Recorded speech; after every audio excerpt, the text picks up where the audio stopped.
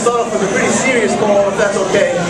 And then I'll move on to a trend that I did starting first year, which was a poem about first year, second year, third year, and I have a third year poem this year. I did see that for a couple of moments during certain songs that you could actually get a little solemn and serious and a little deep, so I thought I'd try a serious one first and then I'll do the funny one second, if that's okay.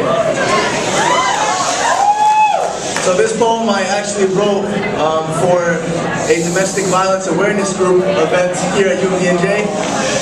And it's actually, for third and fourth years, they may have experienced something along these lines. For first and second years, you definitely will because of where we're situated and the epidemic that domestic violence is in our community. I faced her. A 20-year-old Hispanic female with no significant past medical history. The swelling above her left eye, the bruises on her arms and inner thighs still a mystery. She forced a smile, wore it like a mask. She flinched when I asked, "What's going on? Tell me what happened." She said, "I fell again." The lie stuck to her teeth like dried blood on broken skin. She tucked in her quivering lip and wrinkled her chin. Her eyes filled with tears, begging me to stop, asking. I fell down the stairs, slipped right from the top. I believed her. She had fallen far too deep, become a victim of violence, scars to keep. I dug a little more. Who is he? She snapped. He loves me. You don't understand. Sometimes he just gets frustrated.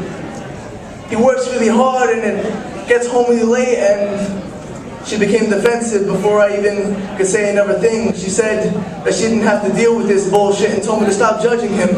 I apologized, realized she needed something for her broken arm, asked her about how she felt and told her I didn't mean any harm. I dressed the wound above her eyebrow, observed the marks of his love for her as much as she would allow, his black and blue fingerprints around her neck and her shoulder. Brown, purple, and yellow marks, signs of abuse new and some older. As I scanned her body, saw the hardened look on her face. As I moved my hands along her skin and illicit tenderness in every place, I began to hate, curse the man of the name of the man who would get away with this. He who fed on her hurt with his fists, forced himself on her, broke her and begged, fooled her to think that opening her heart was the same as opening her legs. I placed a stethoscope to her chest, listened to the broken heartbeat, dreamed of getting the coward in my office just so we could meet, where I would grab his soul by his throat, hold a scalpel to his peace, make him cry tears of regret until he promised to give her peace. He who used her innocence against her, stripped her of her dignity, and what scared me most, what I felt towards her, was not anger but pity. Why don't you just leave him? I pleaded. She didn't know. She didn't want to. Without him, she didn't feel complete, and she wanted to be with him forever, and no one else cared about her anyway. I said, I do, I could help you, but she ignored what I said. She lowered her head in shame, too scared to fight fear. She asked if she could leave, and she couldn't stay here. I offered her numbers to hotlines, addresses to support and safety. She looked at the ink on the paper without much sincerity. She said she would consider it. Maybe. I knew that I had no chance against his stranglehold. Asked her if I could do anything to change her mind, but she nodded no, cold.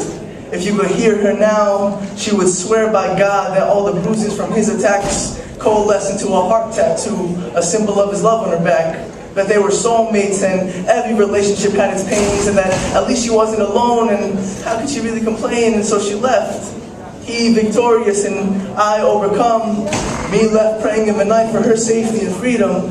So now I complain to you all for her and for all those stuck in the cycle of violence, not able to make you hear her calls for help, but at least maybe we can break the silence.